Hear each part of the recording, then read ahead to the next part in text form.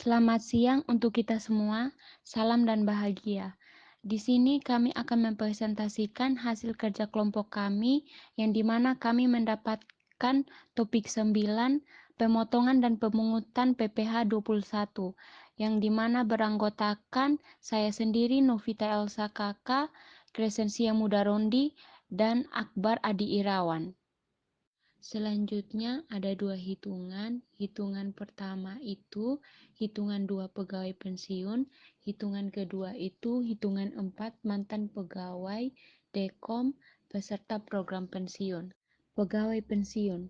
Hitungan 2 diterapkan kepada pegawai pensiun atas uang pensiun yang dibayarkan secara berkala atau bulanan. Perhitungannya dikelompokkan menjadi dua. Yang pertama, perhitungan PPh 21 atas uang pensiun bulanan yang diterima pada tahun pertama pensiun. Yang kedua, perhitungan PPh 21 atas pembayaran uang pensiun secara bulanan pada tahun kedua dan seterusnya. Cara perhitungan PPh 21 atas uang pensiun bulanan yang diterima pada tahun pertama pensiun. A. Hitung penghasilan neto sebulan dengan cara mengurangi penghasilan bruto dengan biaya pensiun. Kemudian dikalikan dengan banyaknya bulan sejak pegawai menerima pensiun sampai bulan Desember. B. Penghasilan neto pensiun pada langkah A ditambah dengan penghasilan neto dalam tahun yang bersangkutan yang diterima dari pemberi kerja sebelum pegawai pensiun. C. Untuk menghitung penghasilan kena pajak, jumlah penghasilan pada langkah B dikurangi dengan PTKP, lalu dihitung PPh pasal 21 atas penghasilan kena pajak.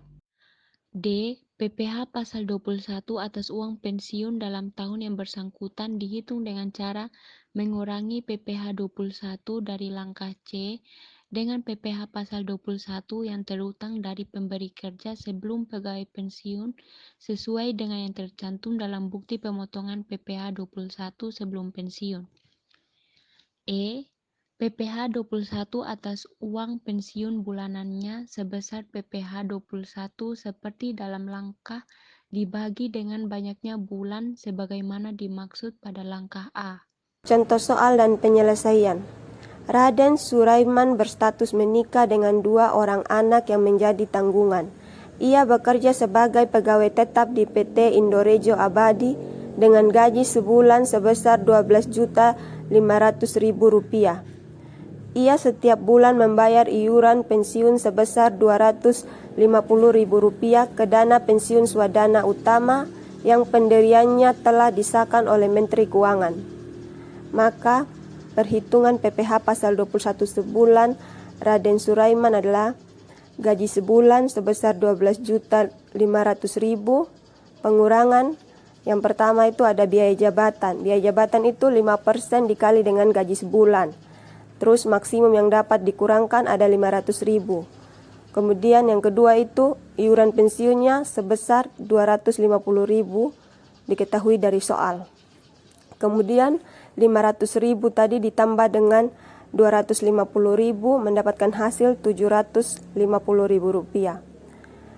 Maka penghasilan neto sebulan, gaji sebulan Pak Suraiman dikurang dengan pengurangan tadi sebesar Rp750.000. Jadi penghasilan neto sebulan yaitu Rp11.750.000.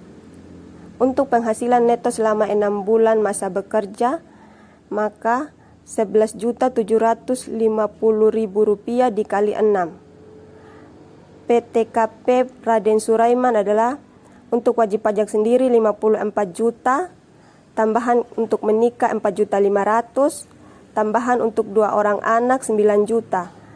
Kita menjumlahkan seluruh PTKP Raden Suraiman mendapatkan hasil Rp67.500.000. Untuk penghasilan kena pajak 67.500 sebesar 3 juta tadi. Kemudian dikali dengan PPh 21 terutang, jadi 5% dikali 3 juta sama dengan 150.000. Kemudian PPh 21 terutang sebulan sama dengan 150.000 dibagi 6 sama dengan 25.000. Lanjut, saat Pak Raden berhenti bekerja dan memasuki masa pensiun, maka pemberi kerja memberikan bukti pemotongan PPh pasal 21 dengan data sebagai berikut. Gaji selama 6 bulan berarti 6 dikali dengan 12.500 mendapatkan hasil 75 juta. Pengurangan yang pertama ada biaya jabatan. Biaya jabatan 5% dikali dengan 75 juta tadi mendapatkan hasil 3.750. Kemudian yang kedua ada iuran pensiun selama 6 bulan atau selama masa bekerja. Jadi 6 dikali 250.000 mendapatkan hasil 1.500.000. Kemudian biaya jabatan ditambah dengan iuran pensiun mendapatkan hasil 5.250. Untuk penghasilan neto selama 6 bulan tadi sebesar 69.750. PTKP-nya 67.500. Kemudian penghasilan kena pajak 2.250. Ini diperoleh dari penghasilan neto selama 6 bulan dikurang dengan PTKP. Kemudian PPh pasal 21 terutang 5% dikali dengan 2.250.000 mendapatkan hasil 112.500. Kemudian PPh pasal 21 telah dipotong 6% dikali dengan 25.000 mendapatkan hasil 150.000. Kemudian PPh pasal 21 lebih dipotong mendapatkan hasil 37.500. 37.500 ini diperoleh dari PPh pasal 21 terutang dikurang dengan PPh pasal 21 telah dipotong. Melanjutkan contoh soal sebelumnya. Bulan Juli 2016, Raden Suraiman memperoleh uang pensiun dari dana pensiun swadana utama sebesar 4 juta sebulan. Perhitungan PPh pasal 21 terutang atas uang pensiun adalah pensiun sebulan sebesar 4 juta. Pengurangan biaya pensiunan 5% dikali 4 juta mendapatkan hasil 200.000. Untuk penghasilan neto sebulan 3.800.000. 3.800.000 ini diperoleh dari 4 juta dikurang dengan biaya pensiunan. Penghasilan neto Juli sampai Desember 2016, maka 6 dikali dengan 3.800.000 memperoleh hasil 22.800.000. Penghasilan neto PT Indorejo Abadi sesuai dengan bukti pemotongan PPh pasal 21 yaitu 69.750.000. Kemudian jumlah penghasilan neto tahun 2016 Rp92.550.000. Ini diperoleh dari penghasilan neto Juli sampai Desember tadi yaitu 22.800.000 ditambah dengan 69.750.000. PTKP-nya sama yaitu 67.500.000. Perhitungan PPh pasal 21 pembayaran uang pensiun secara bulanan pada tahun kedua dan seterusnya. A. Terlebih dahulu dihitung penghasilan neto sebulan yang diperoleh dengan cara mengurangi penghasilan bruto dengan biaya pensiun. B. Selanjutnya PPh pasal 21 dihitung dengan cara perhitungan untuk pegawai tetap atas penghasilan teratur yang dipotong bulanan. Perhitungan PPh pasal 21 atas pembayaran uang pensiun secara bulanan pada tahun kedua dan seterusnya. Inilah contohnya.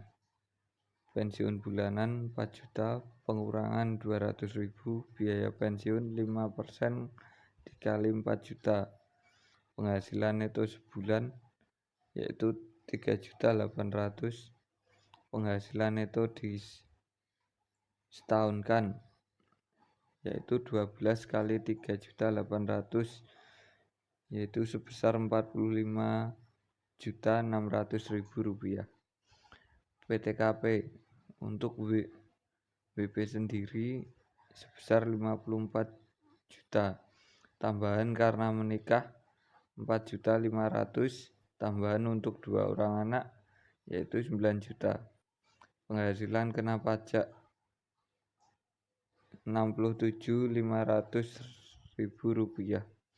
Keterangan tidak dikenakan PPh pasal 21 atau nihil. Penghitungan PPh pasal 21 mantan pegawai. Untuk menghitung PPh pasal 21 bagi mantan pegawai, cara penghitungannya yang digunakan adalah contoh kasus. Vinka bekerja pada PT Gemilang pada tanggal 1 Januari 2016. Telah berhenti bekerja pada PT Gemilang karena pensiun. Pada bulan Maret 2016, Vinka menerima jasa produksi tahunan 2015 dari PT Gemilang sebesar 55 juta. Rumus PPh pasal 21 sama dengan penghasilan bruto kumulatif kali tarif. PPh pasal 21 yang terutang adalah 5% kali 50 juta sama dengan 2.500.000. 15% kali 5 juta sama dengan 700.050. PPh pasal 21 yang harus dipotong 3.250.000. PPh 21 Dekom bukan pegawai tetap.